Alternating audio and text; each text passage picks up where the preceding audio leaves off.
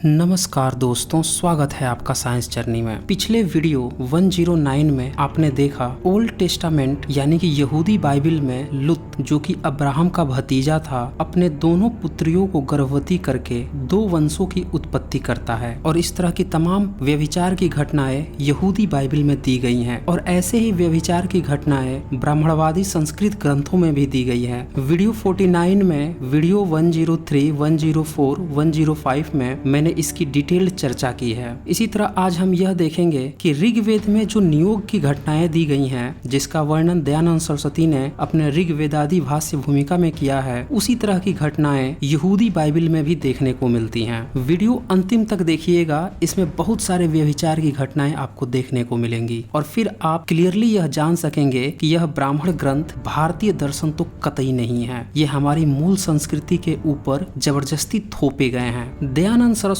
अपने ऋग्वेदादि भाष्य भूमिका में नियोग के बारे में विस्तृत जानकारी देते हैं। इसका मैं डिजिटल पीडीएफ डिस्क्रिप्शन में डाल दिया हूँ, वहां से आप इसको देख लीजिएगा। इस डिजिटल प्रिंट के 229 पेज पर, हो सकता है मैनुअल बुक में अलग पेज हो, ऋग्वेद के 10th मंडल 18 सूक्त के 8 मंत्र का भाष्य यह लिखते हैं, नियोग उसको कहते हैं जिसमें विधवा स्त्री और जिस पुरुष की स्त्री मर गई हो वह पुरुष, ये दोनों परस्पर नियोग करके संतानों को उत्पन्न करते हैं। नियोग करने में ऐसा नियम है कि जिस स्त्री का पुरुष वह किसी पुरुष की स्त्री मर जाए अथवा उनमें किसी प्रकार का स्थिर रोग हो जाए या नपुंसक बंध्या दोष पड़ जाए और उनकी युवा अवस्था हो तथा संतानोत्पत्ति की इच्छा हो तो वह उस अवस्था में उनका नियोग होना अवश्य चाहिए। साथ ही इसी में आगे लिखते हैं कि वेदों में पुरुष और स्त्री के विवाह विषय में एक ही वचन के प्रयोग करने से यह निश्चित हुआ है कि वेद रीति से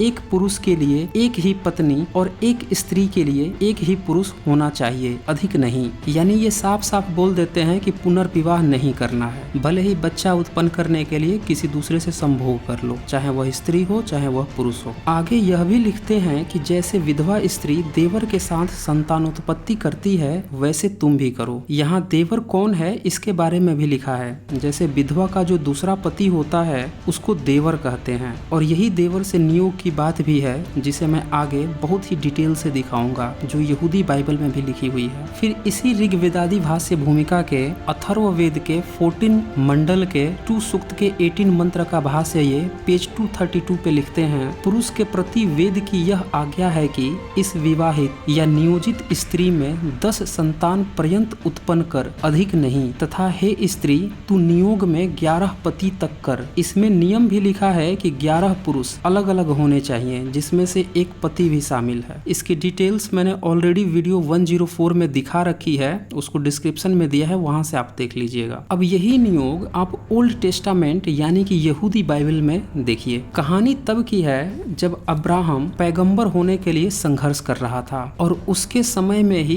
कुछ घटनाएं घटती हैं। पहली नियोग की घटना घटती है जब यह मिस्र देश में जाता है। मेरे पास जो बाइबल है उसमें पुराना और नया धर्म नियम यानी कि ओल्ड टेस्टामेंट और न्यू टेस्टामेंट दोनों ही दिया हुआ है और यह Bible society of India version की तरफ से पब्लिश की गई है। इसी के हवाले से मैं दिखा रहा हूँ। अब यह जो नियोग की घटना है ओल्ड टेस्टामेंट के उत्पत्ति चैप्टर के 16 वर्ष के 1 से लेकर 15 हाइम के बीच में है। इसको मैं पढ़ के ही सुना देता हूँ ताकि किसी को भी समझने में कोई संदेह न रहे। अब्राम की पत्नी सारे के कोई संतान न थी। यहाँ पे 2 बातें गौर कीजिएगा। एक तो अब्राहम को अब्राम लिखा गया है और उसकी पत्नी सारा को सारे लिखा गया है। दरअसल यह दोनों नाम यहोवा ने बाद में चेंज करके अब्राहम और सारा कर दिया था, इसीलिए जब तक वह नाम नहीं चेंज किया था तब तक इसका नाम अब्राम और सारे ही लिखा गया है, तो कंफ्यूज नहीं होइएगा। दूसरी बात, जब यह घटना बताई जा रही है इस समय अब्राम की उम्र लगभग 75 ईयर्स और सारे की उम्र लगभग 66 ईयर्स थी, यानी कि दोनों ही बूढ़े हो चुके थे और दोनों को कोई भी संतान न थी। आगे सुने, उसके हाजिरा नाम की एक मिस्री दासी थी, यानी मिस्र देश में थे तो वहाँ की वह दासी थी। सारे ने अब्राम से कहा, देख यहोवा ने मेरी कोख बंद कर रखी है, इसीलिए मैं तुझसे विनती करती हूँ, तू मेरी दासी के पास जा, संभव है कि मेरा घर उसके द्वारा बस जाए। सारे की यह बात अब्राम ने मान ली। इसीलिए जब अब्राम को कनान देश में रहते 10 वर्ष बीत चुके, यानी कि अब अब्राम 75 से 85 ईयर्स का हो चुका है, और इसमें उम्र नहीं दिया हुआ है, लेकिन यह उम्र जब आप इस पूरे 16 वर्ष को पढ़ेंगे, 17 और 18 वर्ष को पढ़ेंगे तो आपको पता चल जाएगा। तब उसकी पत्नी सारे ने अपनी मिस्री दासी हाजिरा को लेकर अपने पति अब्राम को दे दिया कि वह उसकी पत्नी हो। वह हाजिरा के पास गई और वह गर्भवती हुई। तब उसने जाना कि वह गर्भवती है, तब वह अपनी स्वामिनी को तुच्छ दृष्टि से देखने लगी। यानी कि यहाँ पे दो बातें तो क्लियर है। एक तो वह दासी का मन नहीं था, लेकिन अब्राहम और सारा का मन था कि उसके साथ नियोग करके पुत्र उत्पन्न किया जाए। और दूसरी बात कि जब आप बिना किसी की मर्जी के करते हैं तो वह बलात्कार कहलाता है। तो जब वह तुच्छ दृष्टि से देखने लगी और बाद में वह भाग भी गई। इसका जिक्र इसी 16 वर्ष के 6 हाइम में लिखा है। सुनिए, अब्राहम ने सारे से कहा, देख तेरी दासी तेरे वश में है, जैसा तुझे भला लगे वैसा ही उसके साथ कर। तब सारे उसको दुख देने लगी और वह उसके सामने से भाग गई। यानी देखिए, एक तो इन लोगों ने जबरदस्ती उसका नियोग करवा दिया। अब जब बेचारी वो दुखी रहने लगी तो इसको ये दुख देने लगी, तब वह भाग भी गई। और जो यहोवा था, यानी कि अब्राहम और सारा का परमेश्वर, वो सारा ये चीज देख रहा था। उसको ये नियोग बदले बलात्कार भी पसंद आ रहा था। वह झट अपना दूत भेज देता है उस दासी को फिर से घर वापस लाने के लिए। इसका जिक्र इसी के 7 हाइम से लेकर 16 हाइम के बीच में मिलता है। इसमें यहोवा के दूत ने उसको जंगल में सूर के मार्ग पर जल के एक सोते के पास पाकर कहा, हे सारे की दासी हाजिरा, तू कहाँ से आती है और कहाँ को जाती है? उसने कहा, मैं अपने स्वामिनी सारे के सामने से भाग आई हूँ। तब यहोवा के दूत ने उससे कहा, अपनी स्वामिनी के पास वापस लौट जा, उसके वश में रह। यहोवा के दूत ने उससे यह भी कहा, मैं तेरे वंश को बहुत बढ़ाऊंगा, यहाँ तक कि बहुतायत के कारण उसकी गणना न हो सकेगी। और यहोवा के दूत ने उससे कहा, देख तू गर्भवती है और पुत्र जनेगी, तू उसका नाम इस्माइल रखना। तो देखिए, यहाँ पे साफ साफ पता चलता है कि यहोवा का जो दूत है वह उसकी दासी को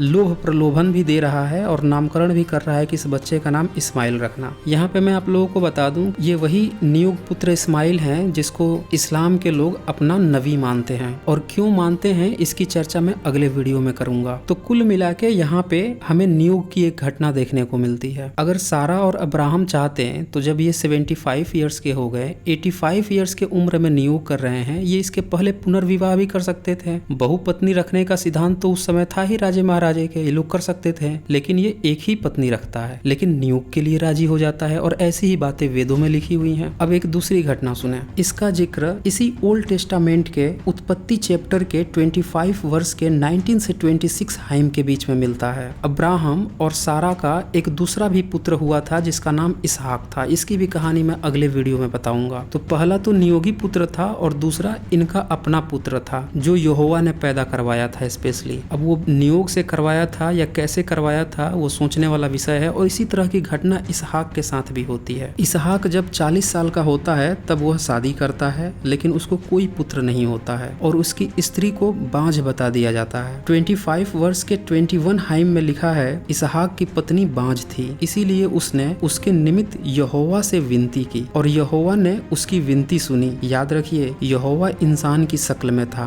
बातें करता था, खाना खाता था। उसी की कृपा से 90 साल की सारा यानी अब्राहम की पत्नी गर्भवती होकर इसहाक को भी जन्म दे दी थी। अब इसहाक की पत्नी यानी सारा की बहू भी यहोवा से उसी तरह से संतान पाने की विनती कर रही थी और यहोवा विनती सुनकर उसे यानी इसहाक की पत्नी रिबका को गर्भवती कर देता है। अब हम सभी जानते हैं कि बच्चे कैसे पैदा होते हैं। क्या ये नियोग था? अगर नहीं आपको संदेह है तो मैं एक और उदाहरण देता हूँ, वहाँ से आपको बिल्कुल क्लियर हो जाएगा। यह अब्राहम के चौथी पीढ़ी की घटना है। यानी अब्राहम का पुत्र इसहाक, इसहाक का पुत्र याकूब जिसे इसराइल के नाम से भी जाना जाता है, और यही याकूब का या इसराइल का पुत्र यहूदा। इसी यहूदा से जुड़ा यानी कि ज्यूस आए हैं। इसका जिक्र ओल्ड टेस्टामेंट के उत्पत्ति चैप्टर के 38 वर्ष में मिलता है। कहानी यह है कि यहूदा की कन्या से शादी कर 3 बच्चे जिनके नाम थे एर, ओनाम, सेला पैदा करता है। फिर यहूदा अपने बड़े पुत्र एर की शादी तमार नाम की एक कन्या से करता है। यहोवा यानी इन सब का परमेश्वर एर को यानी कि यहूदा के बड़े पुत्र को दुष्ट समझता था तो उसको मार देता है। ऐसे में एर की पत्नी तमार विधवा हो जाती है। तब यहूदा अपने दूसरे पुत्र ओनाम से कहा, वर्ष 38 के हाइम 8 देखिए, अपनी भौजाई के पास जा और उसके साथ देवर का धर्म पूरा करके अपने भाई के लिए संतान उत्पन्न कर। यानी यहाँ भी देवर से संतान उत्पन्न करने की नियुक्त करने की बात आ रही है। ओनाम जानता था कि संतान मेरी न ठहरेगी, इसीलिए ऐसा हुआ कि जब वह अपनी भौजाई के पास गया तब उसने भूमि पर वीर्य गिराकर नाश किया, जिससे ऐसा न हो कि उसके भाई के नाम से वंश चले। यह काम जो किया उससे यहोवा अप्रसन्न हुआ। यानी यहोवा बैठ के दोनों का मैथुन प्रोग्राम देख रहा था लाइव, और फिर यहोवा ने ओनाम को भी मार डाला। शायद उसे लाइव में मजा नहीं आया। धन्य हो ऐसा यहोवा। फिर यहूदा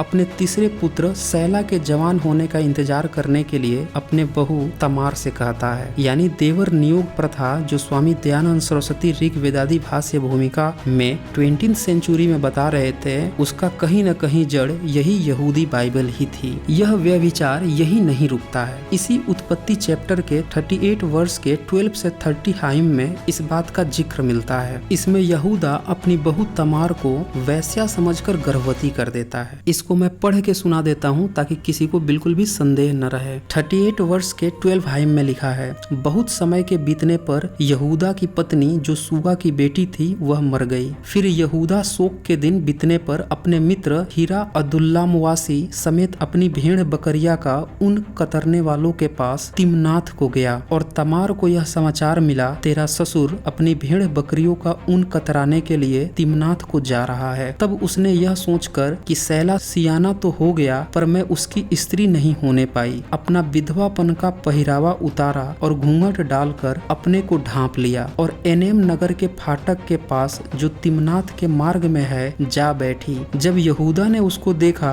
उसने उसको वैश्या समझा क्योंकि वह अपना मुंह ढांपे हुई थी। अब यहाँ पे नोटिस करने वाली बात है कि वह अपना मुंह ढके हुई थी तो इसीलिए उसने वैश्या समझ लिया। यानी कि आज से 3000 वर्ष पूर्व जो औरतें मुंह ढक के रहती थी यानी बुर्का पहन के रखती थी उसको लोग वैश्या समझते थे। आगे सुने, वह मार्ग से उसकी ओर फिरा और उससे कहने लगा, मुझे अपने पास आने दे। अब यहाँ पे यहूदी बाइबल लिखने वाले राइटरों को बहुत ही शर्म महसूस हुआ होगा, इसीलिए उन्होंने ब्रैकेट में यह लिख दिया क्योंकि उसे यह मालूम न था कि वह उसकी बहू है, जबकि यह हिस्सा अलग से लिखा गया है। यहूदा ने कहा उसे वैश्या समझकर कि मुझे अपने पास आने दे। उसने कहा, यदि मैं तुझे अपने पास आने दूं तो तू मुझे क्या देगा। और फिर इस तरह की बातें होती हैं। और फिर 18 हाइम में तब उसने उसको वे वस्तुएं दे दी और उसके पास गया और वह उससे गर्भवती हुई। कुल मिला के यहूदा अपनी बहू को ही वैश्या समझ के उसको गर्भवती कर देता है। और इसी में आगे 24 हाइम में लिखा है, लगभग 3 महीने के बाद यहूदा को यह समाचार मिला, तेरी बहू तमार ने व्यभिचार किया है, वरन वह व्यभिचार से गर्भवती भी हो गई है। तब यहूदा ने कहा, उसको बाहर ले आओ, वह जलाई जाए। तो इस तरह से देखा जा रहा है कि एक तो उसने उसे गर्भवती कर दिया, फिर उसे जब पता चलता है कि उसकी बहू गर्भवती है तो फिर उसे जलाने की भी बात कर रहा है। तो फिर वहाँ पे बहू उसकी पोल खोल देती है, बोलती है कि नहीं, किसी ने मुझे गर्भवती किया है और उसके जो दिए हुए उपहार थे उसको दिखाती है। तो कुल मिला के इन कहानियों से यह पता चलता है कि जो वेद में पुराणों में व्यभिचार की बातें दी गई हैं, जो नियोग की बातें की गई हैं, वो सारी की सारी इसी यहूदी बाइबल से कॉपी पेस्ट की गई है। भारत के जो मूल दर्शन है, जो कल्चर है, उससे तो ये बिल्कुल ही अलग हो जाती है। और ये जितनी भी व्यभिचार की घटनाएं हैं सारी की सारी अब्राहमिक रिलीजन्स में देखने को मिलती है। साथ ही एक बात और गौर कीजिए कि यहाँ पे जितने भी यहूदी बाइबल हैं या फिर ये जो वेद हैं, इन सब में औरत की महिमा भी काफी गिराई गई है। और यहाँ पे भी आप देख रहे हैं कि जितने भी व्यभिचार हो रहा है उसकी शुरुआत हमेशा ही औरत से बताई जा रही है। यानी कि लिखने वाला पुरुष है और जानबूझ के वो सारे व्यभिचार की घटना औरत पे थोपना चाह रहा है। जैसे कि पिछले वीडियो में भी आपने देखा कि जो अब्राहम का भतीजा लुत था, उसकी दोनों बेटियां थी, उससे व्यभिचार का इनिशिएशन कराने की कोशिश की गई। उसी तरह यहाँ पे भी हम देखते हैं कि जो इसकी बहू है तमारा, उससे इनिशिएशन करवाया जा रहा है। अब्राहम और सारा के भी केस में हम देखते हैं कि वहाँ भी सारा ही खुद अपने दासी को लाके परोस देती है अपने पति के पास कि तू इसका नियोग कर दे। तो इस तरह से हम देखते हैं कि व्यभिचार इन अब्राहमिक रिलीजन्स में, वेद में, पुराणों में कूट कूट कर भरी पड़ी हैं। इसकी डिटेल्स आप वीडियो 103, 104, 105 और 49 में आप देख सकते हैं। तो दोस्तों इस वीडियो को ज्यादा से ज्यादा शेयर कीजिए ताकि सभी लोगों को सच पता चल सके। तो आज बस इतना ही, धन्यवाद।